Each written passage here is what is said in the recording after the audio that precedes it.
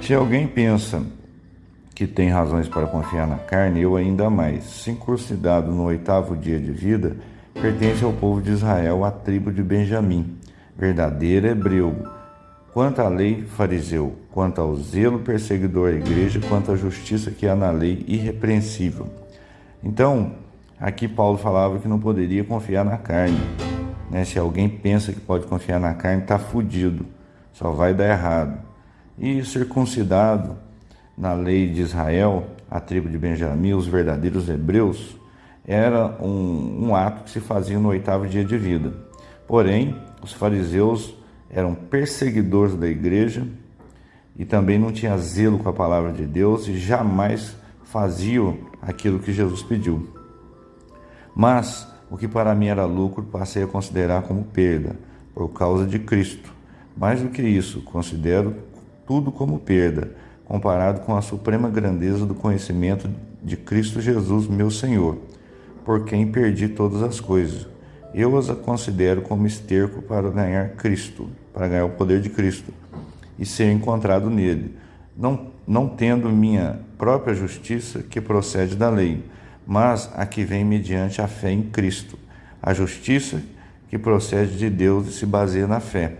Quero conhecer Cristo, o poder da sua ressurreição e a participação em seus sentimentos, tornando-me como ele em sua morte, para que de alguma forma alcançar a ressurreição dentre os mortos. Então Paulo morreu para o mundo. Para ele, as coisas que tinha aqui, que aprendeu aqui, era esterco. O que ele queria é realmente entender os sentimentos de Cristo, para que depois que o corpo fosse embora, ele continuasse a vida eterna, na ressurreição dentre os mortos, na ressurreição em Cristo, no reino do céu.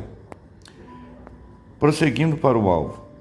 Não que eu já tenha obtido tudo isso, ou tenha sido aperfeiçoado, mas prossigo para alcançá-lo, pois para isso também fui alcançado por Cristo Jesus. Irmãos, não penso que eu mesmo já tenha alcançado, mas uma coisa faço, esquecendo-me das coisas que ficaram para trás e avançando para as que estão adiante. Prossigo para o alvo, a fim de ganhar o prêmio do chamado celestial de Deus em Cristo Jesus. Então, o que Paulo falava aqui?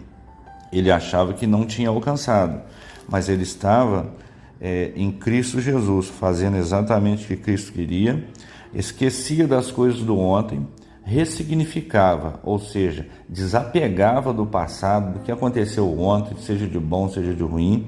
Ele estava em Cristo, de olho no próximo alvo, para ter o prêmio, a graça do chamado de Deus em Cristo Jesus, para fazer aquilo que Deus pediu para ele fazer. Todos nós alcançamos a maturidade, devemos ver as coisas dessa forma. E se algum aspecto vocês pensam de modo diferente, isso também Deus esclarecerá. Então, somente vivamos de acordo com o que já alcançamos. Então, o que acontece? Aqui ele dizia que a maturidade era uma coisa normal, mas se a gente tivesse algum tipo de dúvida, algum tipo de coisa, pergunte a Deus, faça a pergunta, que Ele esclarecerá. Irmãos, sigam unidos no meu exemplo e observe os que vivem de acordo com o padrão que apresentamos a vocês. Aqui significa modelagem, fazer aquilo que ele estava fazendo de forma diferente na sua realidade, adaptando no processo e no caminho. Pois, como já disse repetidas vezes e agora repito com lágrimas, há muitos que vivem como inimigos da cruz de Cristo. O destino deles é a perdição e o seu Deus é o estômago. Então, o que acontece? O Deus deles era o ventre e o destino deles é a perdição. Se eles não amam a Cristo, não vai jamais amar o Pai.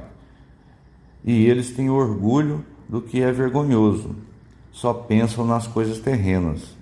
A nossa cidadania, porém, está nos céus, de onde esperamos ansiosamente o Salvador, o Senhor Jesus Cristo, pelo poder que o capacita a colocar todas as coisas debaixo do seu domínio.